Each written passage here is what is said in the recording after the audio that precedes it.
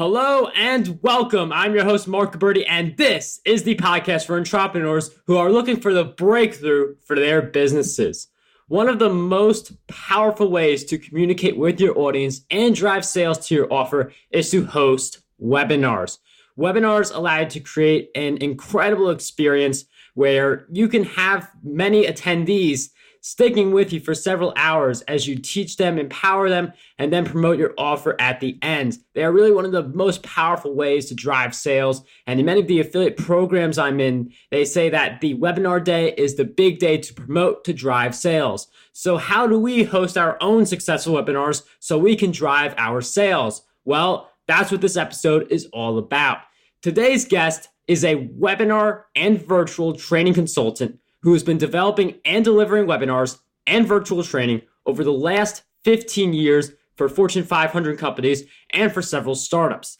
As the original webinar presenter, trainer, and technical writer for GoToWebinar and GoToTraining, she's delivered over 1,000 webinars and reached over 30,000 customers.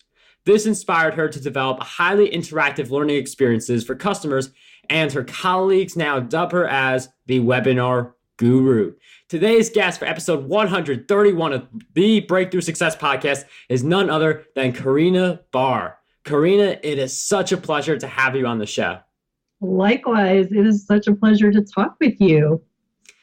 It is a great pleasure to have you on the show, and I really look forward to diving into the webinars. But before we do that, I'd love to get some backstory. So I'm wondering if you could share with us, why did you get started with webinars?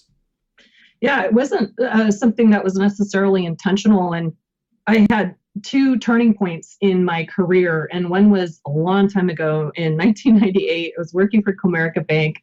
And through a series of events, walked into the VP of Learning and Development at the time, who just got hired. And I walked into her office and said, "Hi, I'm Corena Bahr. I want to work for you." And she laughed and said, "Oh, okay." And so I really started out in my career in learning and development, and I'm classically trained in instructional design and corporate training, in-person instruction.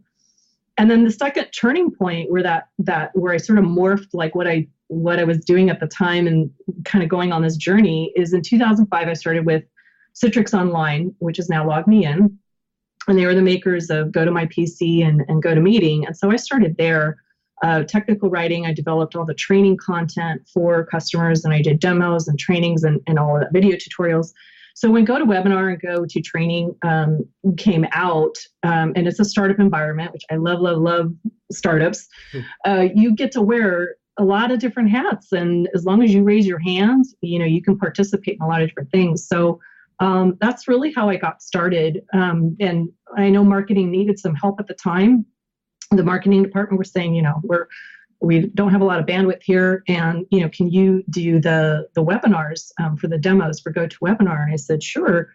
But I thought, excuse me, if I'm going to do them, I'm going to do them my way. And I really drew from my instructional design background because I was so excited about these products. I really wanted to help our customers understand how these products would really help them. So I didn't want to just do a demo. I really turned them into training sessions, and I made them interactive. I unmuted audio, and like nobody else was doing that. And so I started getting a following on social media. I didn't have my own website or anything, and people were connecting with me on LinkedIn and Twitter. And I went, oh, okay, so there's something to this. And our survey results sort of started to skyrocket because they were like, this is one of the best sessions I've ever attended. And all I did was teach them. So over time, as I, started thinking, I really want to help coaches and consultants with this, because organizations have their own marketing team that, create all kinds of content. They reach out to prospects. They have sales teams. And as a coach and consultant, you're that one man, one woman show. So we need to optimize, where we can. And so that's really where this approach came from, because I know it works. And I thought, there's so many coaches and consultants, they don't like selling. They don't like the pitch. That's just a style. And it works for a lot of people. And there are a lot of people out there that they are really uncomfortable and they don't like doing it. They've avoided doing webinars because they just don't feel comfortable with that style. And so I'm offering an alternative, to something that's a little more natural. When you're a coach or consultant, you automatically are educating. So let's optimize that. And from that starting point, you've since then been able to conduct over 1,000 webinars. And it's interesting how you emphasize teaching within the webinar. I mean, I've heard some strategies where the webinar is more a myth busting and a leading into the product. So how do you provide that educational atmosphere while still driving sales for your product? So I think there's a lot of confusion out there that's been happening that marketing is selling. And marketing is not selling, it's building relationships. And you've heard it, that, people need to know, like, and trust you. So I think that, again, that style works for people who are in sales and marketing, and they kind of, go into this pitch. And I think it's unnatural for a lot of people, and it turns people off. So what you're going to do instead is really create what I call workshop webinars, and you're turning it around. You're turning the focus onto your participants. It's not on you and how you started out living in a cardboard box and made 6 figures in 3 months. So now join my program to learn how. It's not. It really forces you to focus on your audience 100%. And it means you're going to learn about, you're going to teach them about something they want to know. You want to create an environment where they are engaged with you, actively engaged, and where they are learning one or more things, where they have that transformation in your session. Because when they have success, they're like, I can learn from this person. I need to go into the next step, with this person. So sign up for their program. And whether you decide that you want to make your offer at the end, or if you want to send a follow-up email and say, if you liked what you learned, there's more of this. And here's something I'd like to offer you. And it really takes the pressure off people because they're just doing something that's natural to them, which is teaching. And I do like the natural sense. It's not like you're following a script. You're just sharing what you know, which is something that you would want to do anyway, assuming that that's something that you're doing, do videos, blog posts, podcasts, or anything like that. But right. It's not like an obvious script where it's like intro and then this and then that and then boom, product. Correct. So, right. Go ahead. Is there still a structure to these types of webinars? Like, is there still a specific approach, or is it more freestyle? It's really I focus on a high level process that we use in instructional design. So you are going to not necessarily use a formula. There's some freestyle involved, but there's definitely a skill set that needs to be learned. So you need to understand some basics in, adult learning theory, and, get creative to get creative in the webinar environment with how to create that interaction in really creative ways, how to help your participants stay focused on your, on your event. And what's happening, because it's like I read articles and I get them in my inbox, or I'm just curious to see, how other people are kind of approaching webinars. And so I keep hearing this line about, well, right now, only 40 to 50% of people, actually join your session. And so they'll say, oh, because people don't have time and they don't, well, it's a lot of variables, but the big thing is this style is it's so boring. And people, I'm not joking. Like, I see discussions online on LinkedIn with like direct marketing directors who are going, it's dead. I don't think it's dead. I think, that, webinars and people showing up that it's just not happening anymore. But here's the scenario. Imagine if you were going to a conference and you're going to go see a keynote speaker or go into a breakout session. You walk into the room, there are 100 empty seats, and you sit down, and then a voice starts speaking, and there's a presentation at the front of the room, and you hear a voice clearly, and you're like, wow, I'm not sure they know I'm here. But okay, like this is pretty good information. It's all right. And then you start thinking, I'm just going to check my email and my social media while I'm sitting here. And then at the end, you think, that was okay. But the next time I get invited, I'm going to sign up, but I'm just going to wait for the recording because there's no real value of me actually showing up. And that is what's happening in the webinars. And it's been happening like that for a long time. So people are always looking for the purple cow, like now it's video, like sharing webcam. Not necessarily. That's just a feature. So we really need to look at how do we create, really good content. And it cannot be just about you, the speaker. It has to be about your participants because you're losing them.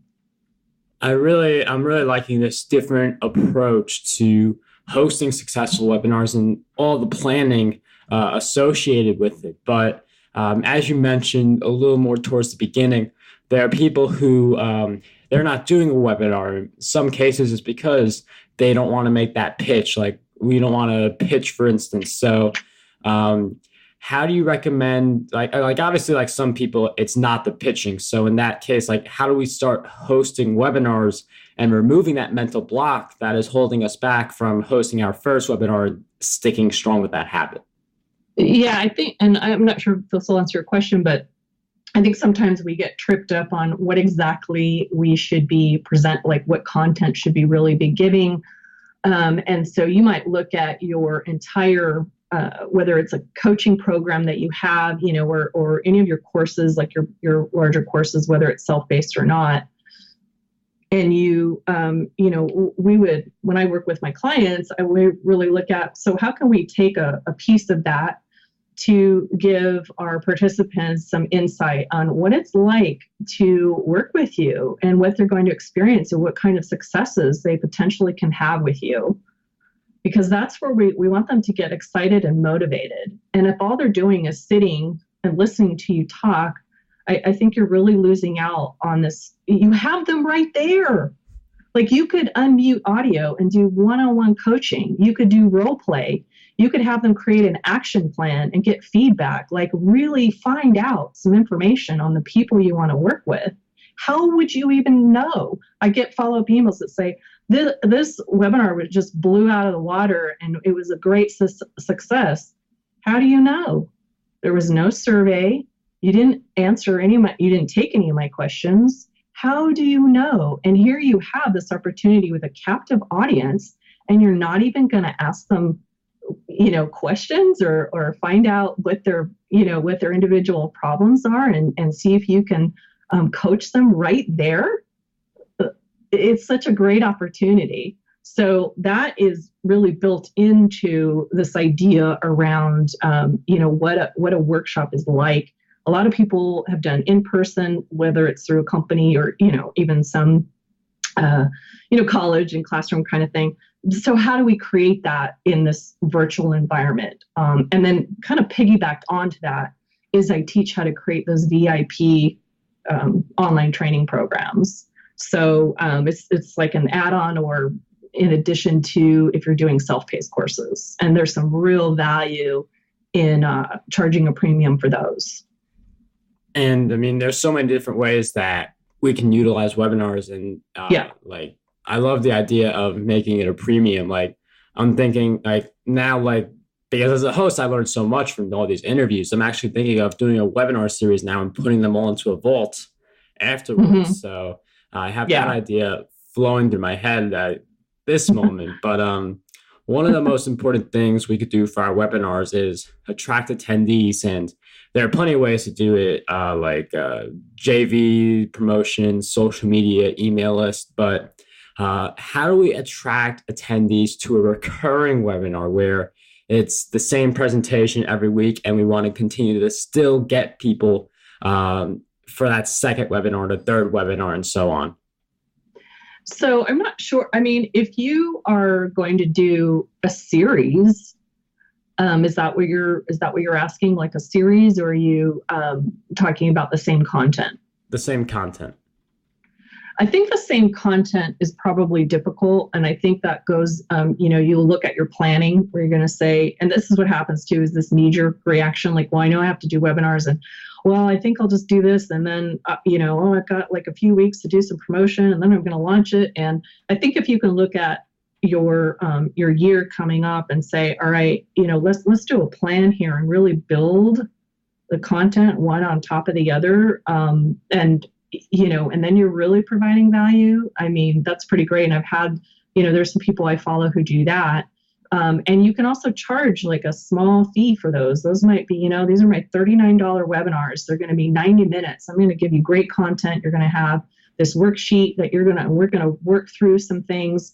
And then, you lead them into the next one. But, hopefully at some point, it's because you do want to lead them into your bigger programs, whatever that may be, or your one-on-one coaching. I think if you're going to do the same content, then that gets into the space of where you probably have to hustle to constantly get new people in there, and regardless of how you do that, in your promotion, whether it's like, social media or your email list and that kind of a thing. So, I look at webinars as there are the free ones, and that's a lot. I'm sure you see this all the time. Free webinar. Well, that's kind of a given. So you can change that and say, join my workshop.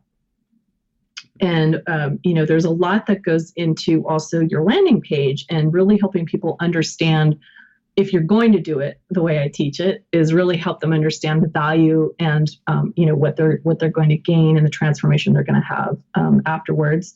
The other kind is where I just mentioned, small fee, like $39, $59, $27, whatever. And then you can lead into even bigger things, which are these, VIP training sessions. So does that answer your question?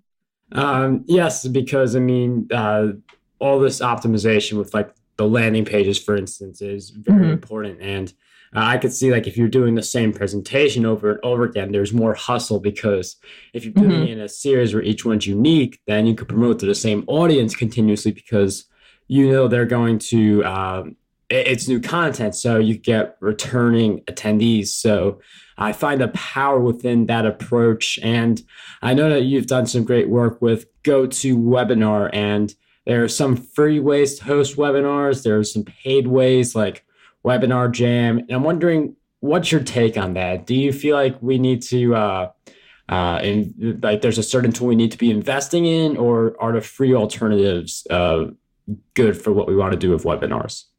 Yeah, that's a really great question. And it's one that I get a lot. And I think that also causes some frustration, because people are like, well, which one should I use? And, and they're concerned about time and money and all of that. And so I really direct people to first figure out their content and how they want to engage their participants. So I think that's the most important. And if you enjoy speaking through webcam, and a lot of people like that, they like that sort of stage presence a little bit.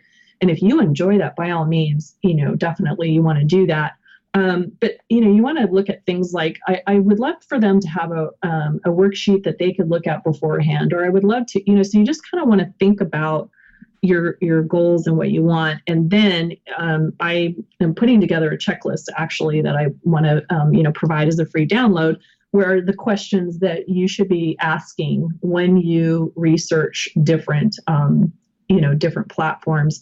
I would say that right now, most platforms are pretty much the same. I mean, they're pretty much offering the same thing. There might be some slight differences in terms of, obviously, the automation, where you've got your, where you're really doing the automated webinars. I'm personally not a big fan of those, but I get that, those work, and, there are people who teach that and they really like it. So, and I think sometimes then it gets into pricing, and there are, you do get what you pay for. So the ones that are more expensive, you are going to get a lot more bells and whistles. So I would say that, start out with the the ones that are on the lower end and free. I haven't used Zoom, but I always recommend that one because I've heard great things about it. I think that works really well. And maybe Demio. That's actually the other one I would recommend. And as you kind of start really getting comfortable with this process and you look at your budget, your budgeting dollars for this kind of thing, then at that point start looking into, is it of value, for you to purchase something that's got a little bit more horsepower under the hood with some, so for example, like between GoToWebinar and GoToTraining, because GoToTraining is usually for training organizations. I love using that as a webinar though, because the features are so interactive. And GoToWebinar is great for kind of these larger events. You can have like tons of people in there. But like there's no chat, for example, there's just a Q&A. So it doesn't, I like having my participants see other questions and comments. I want them to feel like they're not out in they're not out in webinar space. I want them to feel like they're in a room with other people, with other like-minded people. So those are just the things that I have people look at. Support, what is the support like? How easy is it to onboard? Like, do they have video tutorials? How easy is it to access help files?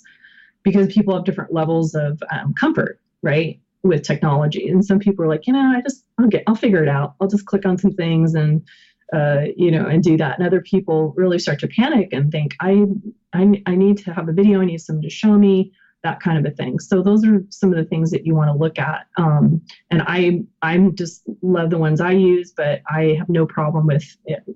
I think there are just a lot of different options and that's good. Corena, thank you for sharing with us those different options. And that budgeting is something really big because some of these options are hundreds of dollars a year. Others of them are completely free. And you don't want to start with the really expensive version if you don't know what you're doing right away. I'd recommend dipping your toe in before you use one of those expensive versions because it's a lot of, you do want to be careful of the budget that, and how you do spend your money because a dollar spent one place could be a dollar spent somewhere else. And one of the things that I find fascinating about goals like hosting webinars, in your case, doing over 1,000 webinars, is that we all have this idea of what we want to become and what we want to achieve. But some of us may feel a little stuck between where we are now and where we want to become. So I'm wondering, what do you believe holds most people back from reaching their full potential? In terms of doing their full potential and like providing these webinars? Yes. Yeah. So I think it's two things. It's either the discomfort with the technology. And so it just feels very complicated. And really, it's like learning any other skill set. I mean, if you can figure out how to do things on your smartphone, just think about it. Well, this wouldn't apply to you probably. But I was like, but to those of us who, I was a radio DJ in college. You kidding me? That was like way before, that was way before the internet. And I always joke that was my first webinar because I had to speak to an audience. I couldn't see. I had to use my voice. I had to, adjust multiple dials, speak into a microphone, maybe click on some buttons because I needed to do, play some of our little ads. And then I had to queue up multiple records. So it's that kind of if you can figure out some basic things about your smartphone and things like that, it's just a matter of taking it one step at a time and then, learning once you decide on which platform, taking those steps to learn that. And I think the other thing really is understanding what like you said, sort of what your goal is and writing down what your vision is. What would I like my participants to experience? How do I want to feel in that? How do I want to interact with my participants? What kind of a relationship do I really want to build here? And, how can I make this an opportunity to really connect with my participants? And, at the end of the day, if you need technical support, obviously I do this thing and I do this as, part of my services, but You can also hire a virtual assistant, because there are a lot of virtual assistants out there who have some knowledge, and they'll at least be able to take the technology off your plate and do that backup and troubleshooting.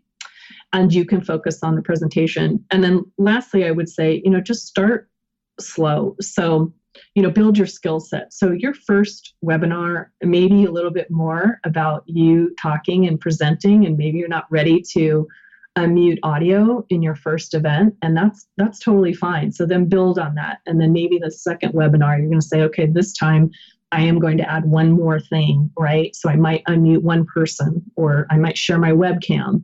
And so just build your skill set, and don't just jump in and try to figure out too many things at the same time. And I think that's a healthy approach.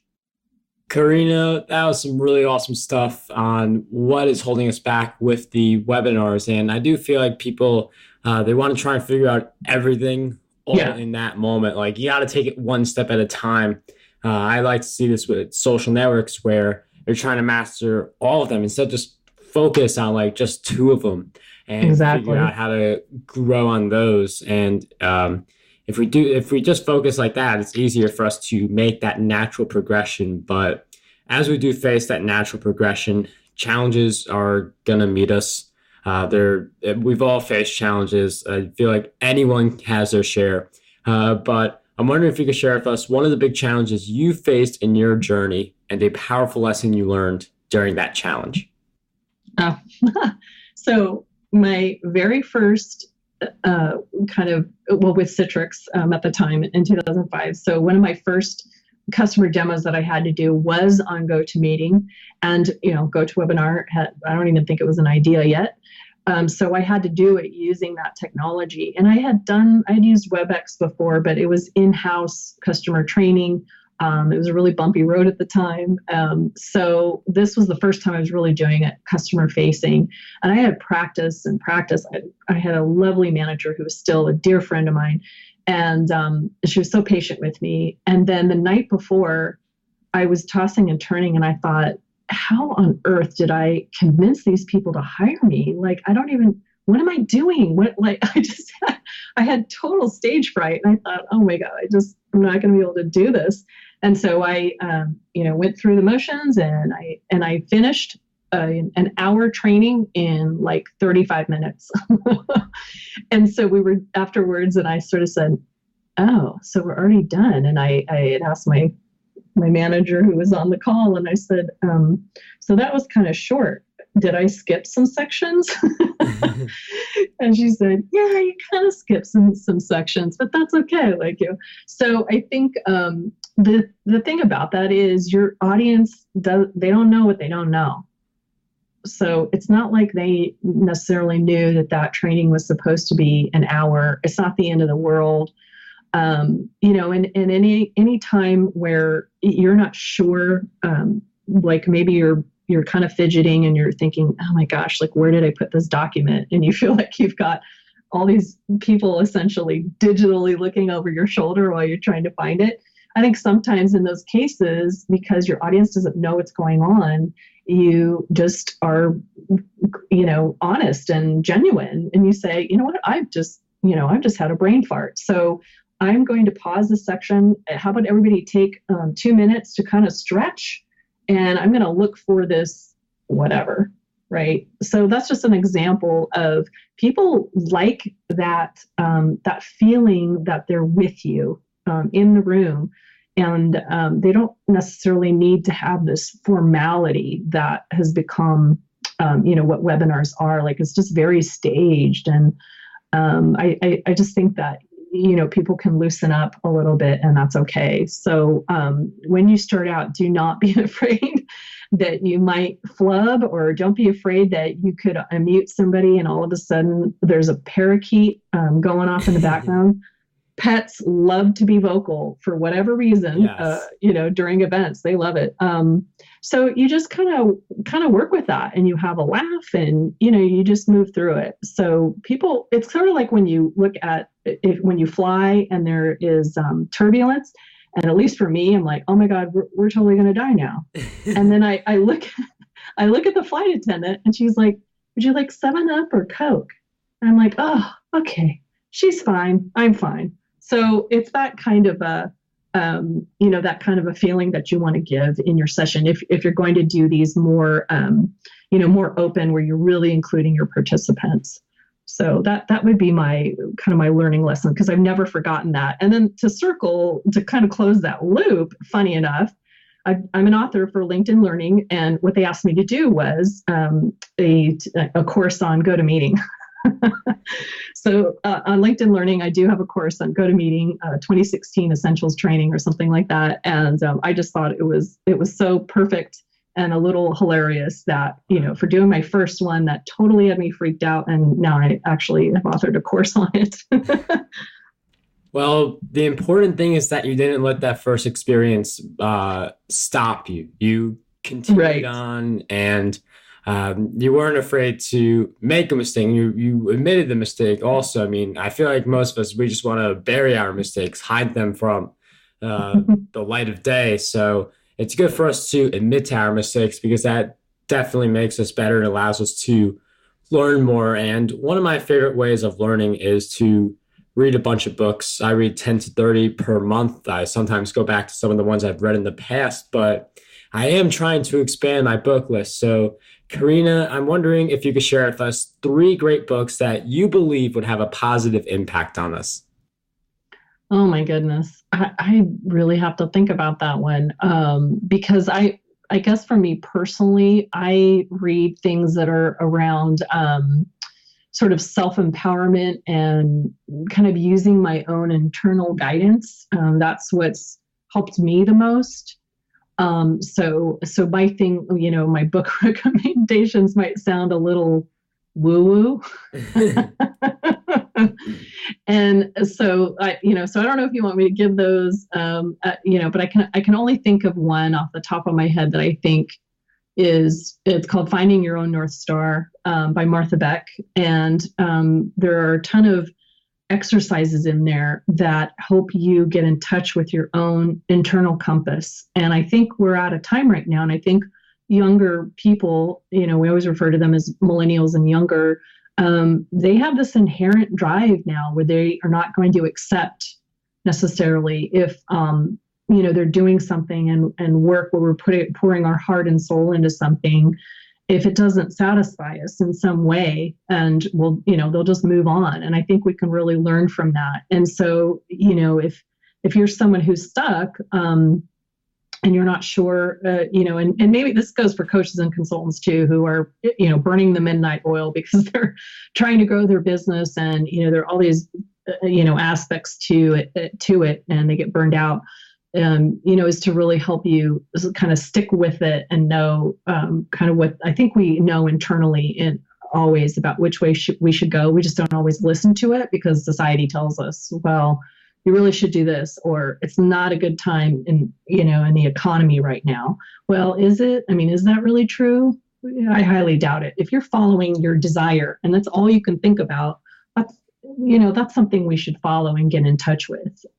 So I just believe we're the captain of our own ship, and there's no one else that should be telling us where we need to steer it, because we already know inside where we should be going.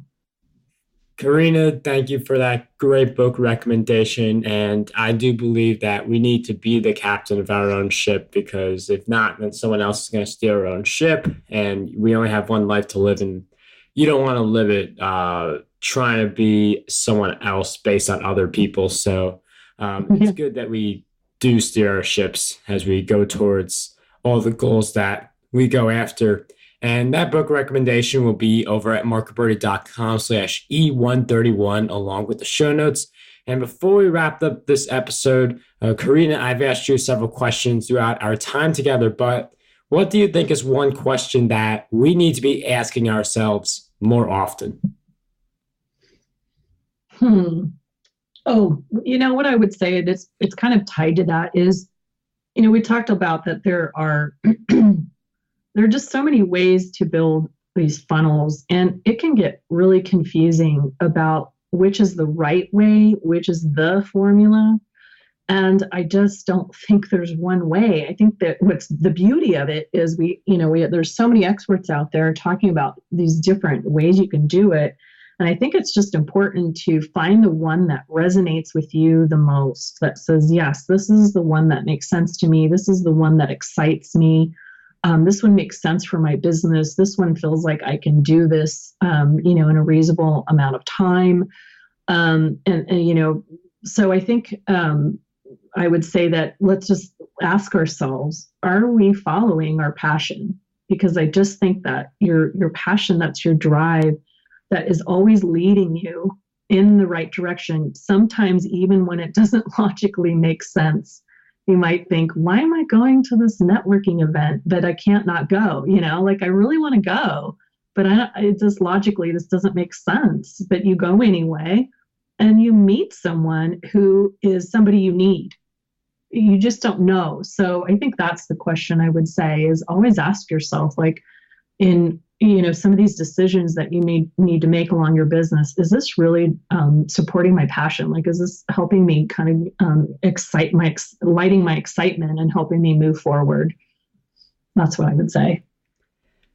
Corena, thank you for giving us that great question, food for thought, as we head towards the end of this episode. I'm very grateful for all of the insights you shared. And Breakthrough Success listeners, if you want to learn more about Corena, she has a really awesome free resource, 10 webinar tips that will change everything. That free download will be posted on the show notes at markgilberti.com/E131, so you can get your free copy of that. So you can get the webinar tips that will change everything. Corena, I cannot thank you enough for being a guest on the Breakthrough Success podcast. Thank you for sharing your insights with us today. It was absolutely my pleasure. This was a lot of fun. How does over 100 retweets per day sound to you? My free ebook, 27 Ways to Get More Retweets on Twitter, has you covered. I use the methods within this ebook to get over 10,000 retweets every single quarter. To learn more and get access to this free resource, visit markgilberti.com